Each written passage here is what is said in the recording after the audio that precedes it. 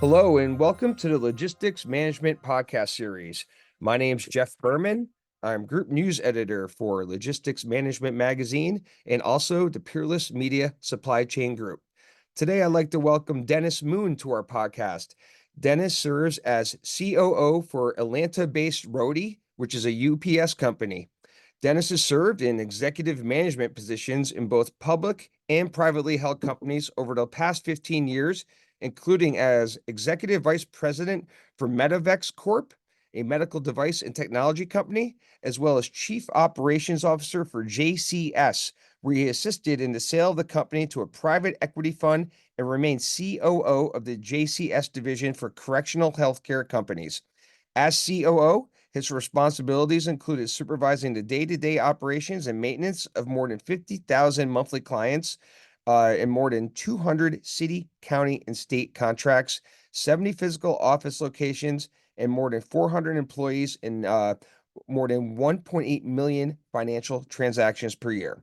And prior to his career in executive management, Dennis served in the U.S. Army as an intelligence analyst and combat engineer with TS/SCI clearance. He holds a bachelor's degree from the University of Central Florida. Hey, Dennis, welcome to the podcast. Thanks, Jeff. Appreciate it.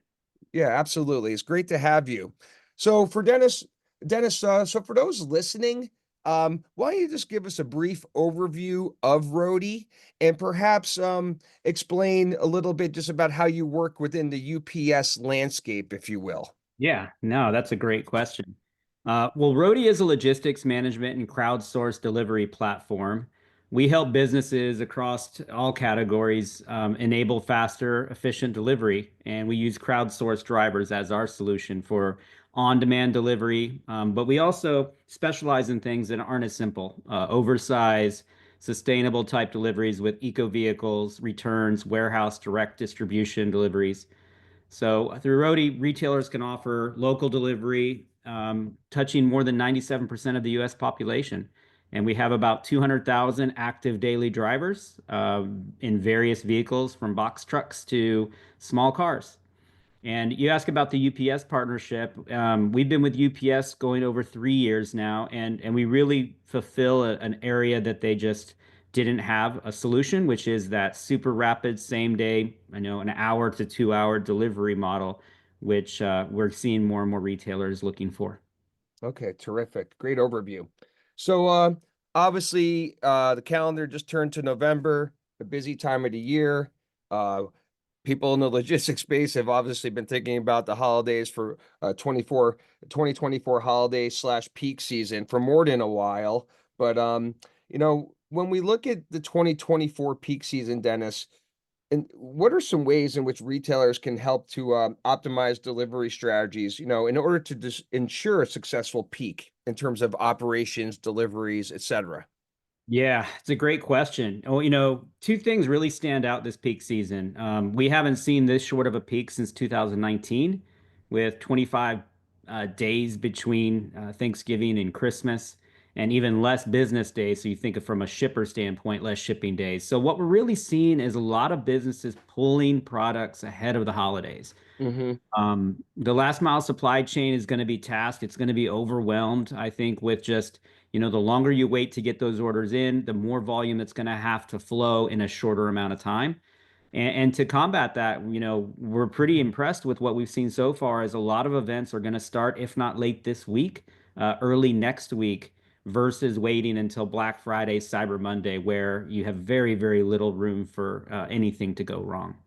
Yeah, and that's key, especially when you consider that big big providers like UPS, for example, have cutoff dates as we get closer to Christmas. I can't remember what the exact cutoff dates usually are, something like December 20th or something like Yeah, that. exactly. Exactly. They're Um, usually within the 20th range. Okay, yeah. So timing is key, and it becomes more and more key, I guess, or important as the days fall off the calendar between now and then.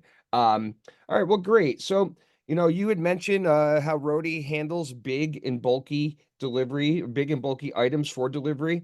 How are retailers, in your opinion, handling and also addressing delivering those big and bulky deliveries, as well as efficiently handling them too? Yeah, it's somewhat of a newer segment for us. You know, we've been doing this now for over a decade, but we've been in the big and bulky business for a couple of years. This will be our biggest peak season by far. I'm going to throw some statistics at you to kind of Yeah. paint a picture. So we did a survey of our retail partners, and we have a lot of the Fortune 500 retailers on our platform, and 36.7% of them face complex challenges when it comes to oversized items. And what we're seeing is that more and more have to stock things that are being categorized as oversized. In fact, 20% of all of the retail items are classified in the oversized category now, which is up significantly from years past. Okay. But the biggest thing that they're dealing with when we say, okay, what are your pain points? One of them is going to be flexibility. Early cutoff times, when you think about the traditional methods to get big product to their customer, about 47% of the retailers say that is one of their significant issues that result in cart abandonment. So that is a big problem that we're trying to help them solve. Another two, when we think about, trying to empower our retailers to make as much as they can and to kind of seal the deal when it comes to that sale. Cart abandonment is also usually a result of slow delivery, um, Hmm. and the lack of flexibility when it comes to delivery windows. And we've all been there, right? We've all had to get a washing machine, a refrigerator, and that process is, unfortunately, even today, you probably need to be home for a 6 to 4 hour window because they're going to tell you your item will arrive between 12 and 4 or 4 and 8.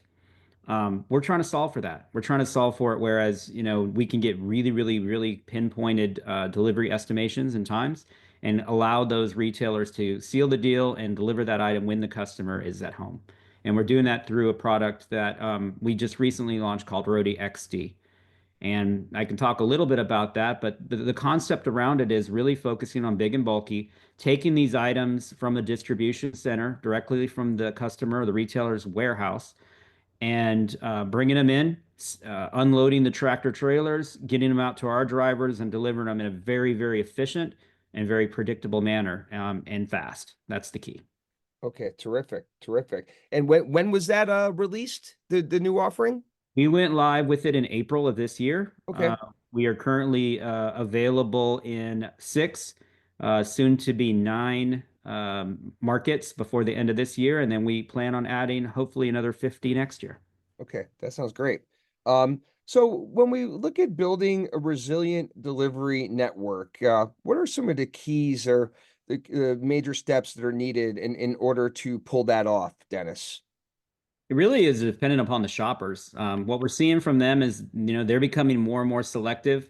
As I'm sure everyone knows, people are value conscious. They prioritize their convenience and speed above everything else. And that tends to drive the broader demand when it comes to e-commerce. Fast fulfillment is important. So, this year has been a challenge for everybody in our business. Consumer spending has been resilient, despite some other economic, headwinds. And we just expect the consumers to continue to push what that they want, and that is they want full access of all of the inventory online. They want fast delivery of everything. It isn't just, the small items anymore. It isn't just maybe the medium size. I should be able to expect a couch to be delivered in the same manner as I would a hammer. So we did a study with our recent customers and found 66% of businesses are reporting higher conversion rates by rolling Hmm. out same day delivery, and 23% of those reported a 6 to 10% improvement in sales. So the customers are gravitating more and more to same day out of store, but they got to have everything. That's the key. That's a great point. And then when we're looking at same day delivery trends, what are you seeing there? If you could provide an overview of sorts. Yeah, we like to call it the Amazon effect, is that, people expect things very, very quickly and in a very convenient manner. So customers want and expect same day. They expect it from any retailer. It's table stakes now. It's not a nice to have. In a lot of cases, they don't want to pay a lot more for it or pay anything at all. So we just have to make sure that we partner with retailers and we make sure that they are competitive and allow them to be competitive when it comes to their same day space. Use data to help them increase their revenue. And I'll throw one more stat at you is just we Yeah. did another survey we conducted and found 80% of companies reported an increase in revenue when they offer same day delivery. So Okay. it's just it has to be something that's table stakes again, and the customers want it. Okay. That's great. It's interesting. And just to go back to sort of your parent company, when UPS had issued its second quarter earnings, their CEO Carol Tomei said something pretty interesting that I think a lot of the industry had been kind of practicing or doing already, but it's just been evident. She says something, and I just have it up on my screen here. She said during the second quarter, UPS experienced a shift toward value products, with shippers choosing ground over air and their SurePost product, which is with the USPS Overground. And there was also a notable shift in product characteristics with a surge in lightweight short zone volume moving into their network. Um, can you can you address that sort of from the roadie perspective? Because I can only imagine that that trend or sentiment is something that's very good for your network in terms of volumes and things like that. Yeah, I mean, I can only speak on it from the roadie side because I don't know a lot about what's going on behind the scenes at UPS. Oh But yeah, I guess I meant as it applies to yeah, roadie. I'm yeah, sorry. no, you did. No, I understand. So yeah, I think that for us, I think it's a double-edged sword in that, when you're getting more and more value items, even out of a traditional brick and model store that Roadie is delivering from today, um, you don't want the delivery cost to outweigh the cost of the actual item. So you have to be very cautious. Same day delivery as much as everybody wants it, or we'll just say 1 hour delivery, 2 hour delivery. There has to be a need, there has to be a priority, and there has to be a value in that item. So I'm not sure that people are seeing the same thing when you order a nice to have versus I must have it.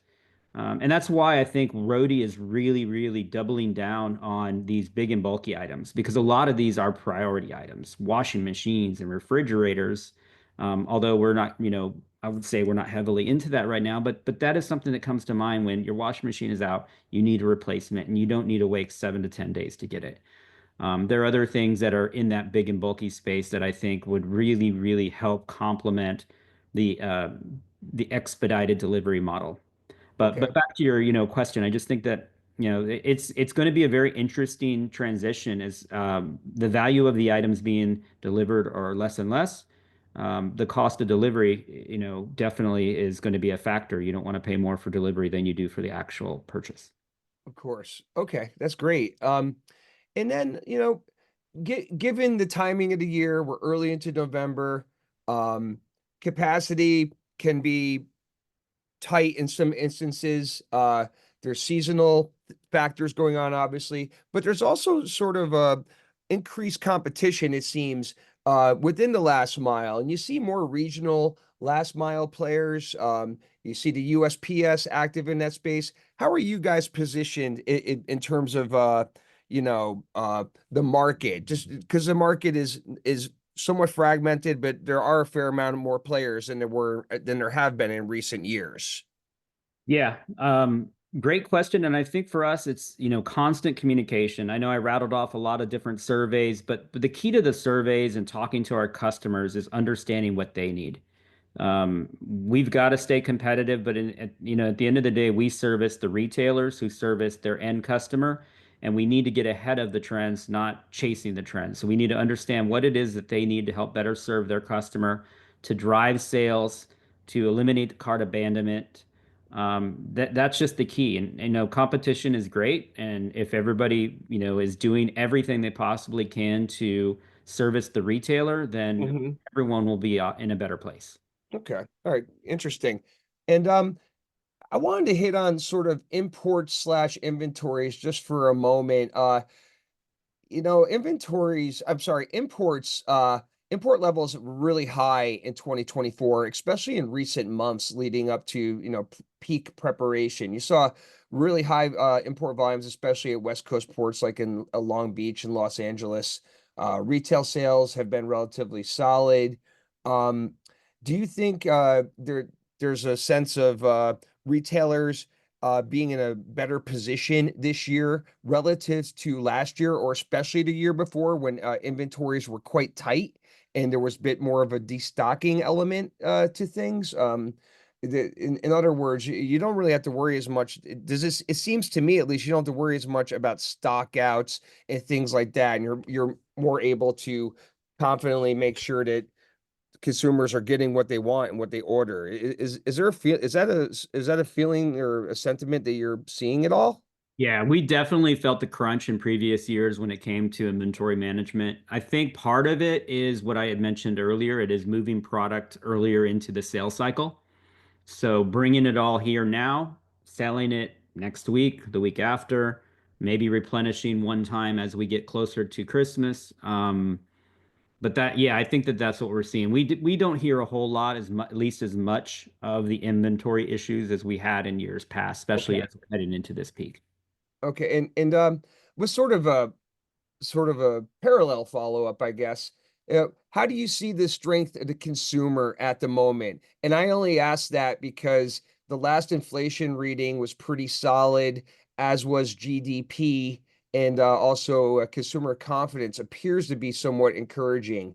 Um, do you guys have sort of a good beat on an optimistic approach to this year's peak in terms Yeah. of where things might end up? I mean, from our standpoint, we feel like it's going to be a very strong peak. We feel like the consumers are going to spend, um, I don't have a percentage, but I just know based on volume estimates and the number of drivers that we're bringing on, the number of locations that we're going to be prepared to service, the number of hours that we're going to be available. Um, it's going to be a very strong peak, and I think that, it'll be spread, as I Hmm. mentioned, right? You're going to start to see spending, if not this week, next week. It'll flow all the way through the end of December, but it's just not going to be this big one-two punch of a Black Friday, Cyber Monday that maybe we'd seen 5 years ago. Got it. Got it. That makes all the sense in the world. Um, and then just a couple more quick ones. Could you just sort of walk us through a basic example of the Roadie model? And it could even be pre-UPS. When I used to talk to Mark Gorlin in the past, he would tell me, he would always sort of talk about the gig economy element to it, how all Mhm. you need is a car and you can kind of get going. For those who weren't familiar with the model, can you just sort of provide a top level overview? Yeah, as Mark had mentioned, right, all you need is a car. I think the things that have changed over time is the different vehicles. So, for some of the on-demand companies out there, a car is good enough for rideshare. For us, you could have a car, you can have a truck, you can have a box truck, you can have a cargo van. Yeah, The way it works in Roadie is that orders come in off of the e-commerce system. So major retail customers, you may go in and buy something. You want to buy a drill, as an example. As soon as that hits the system, and it'll get pushed over to us if you choose same day delivery or 2 hour delivery. And then we will notify all of the drivers that are within the vicinity of that pickup location that this is available. Those drivers can, choose to offer on it, say, oh, yeah, I'm going that way. I'll pick it up and I'll do it. They pick it up and deliver it to the end customer. And then it's just a really seamless transaction from everybody. Now, there's a lot more behind the scenes from communication, data sure. science, machine learning. But at a high level, that's really just the process. Okay, terrific. And then just to wrap up, and this is something I've been asking a lot of people about lately, Dennis, is this simply AI in terms of, are there any ways in which you guys are leveraging AI to augment operations, or if you're not currently, are you thinking about it down the road? Just be curious to hear about that. I think, yeah, we've got a lot of AI projects that are being worked on right now. Then we just have to take a look at which ones will have the biggest impact, both from the drivers. So now we're kind of flipping it. The drivers are our number one concern about making sure that their processes are easy and that communication is flawless and seamless. So we're really utilizing AI to improve support, help use it to do predictive outreach. So identifying areas that we might see, hey, As an example, there's some traffic or there's some weather, or we received any type of communication from the end recipient that there was some sort of reason that this wouldn't be a super easy delivery. Identifying that and communicating it to our driver base is probably one of the first things we want to do. And then, Okay. like many companies, also utilizing it to just as a customer support tool is we do millions and millions of transactions.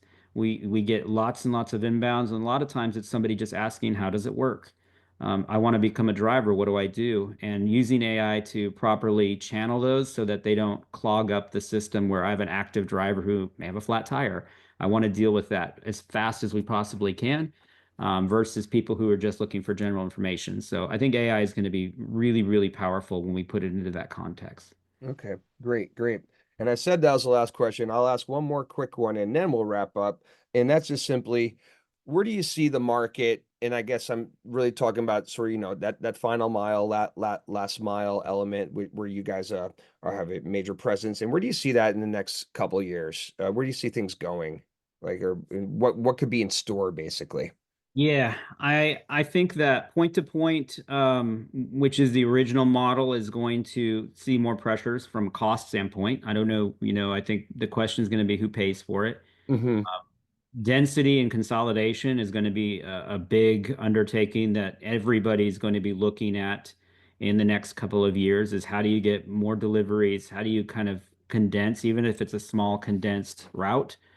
A driver picking up five things versus one just is makes more sense from a unit cost economic standpoint. So I think that that's going to be the overall push. The other thing is just asking the end customers, while we were in the pandemic, super fast delivery was really popular. Is it that important? So there'll be items that you do need. I've got a sprinkler that broke and I need to fix it. Get it to me in 30 minutes. Mm-hmm. There'll be other things that if it shows up tomorrow, is that okay? If it shows up by the end of the day, is that okay? And I think we're going to see more and more flexibility on the end consumer side as well. Okay, that's great. That'd be really interesting. All right, Dennis. Well, look, this brings us to the end of our time for today's podcast. On behalf of Logistics Management Magazine and the Peerless Media Supply Chain Group, I'd like to offer up a big thank you for spending some time with us today. Well, thank you for having me. It's been fun. Yeah, absolutely. And for those listening in, please feel free to check out Roadie online, simply www.roadie.com, Roadie.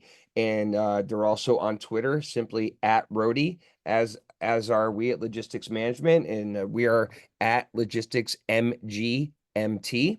And for those of you that are not subscribed to our podcast, please feel free to go ahead and do so wherever you get your podcasts. All you have to do is look for Supply Chain 24/7 and it will pop right up.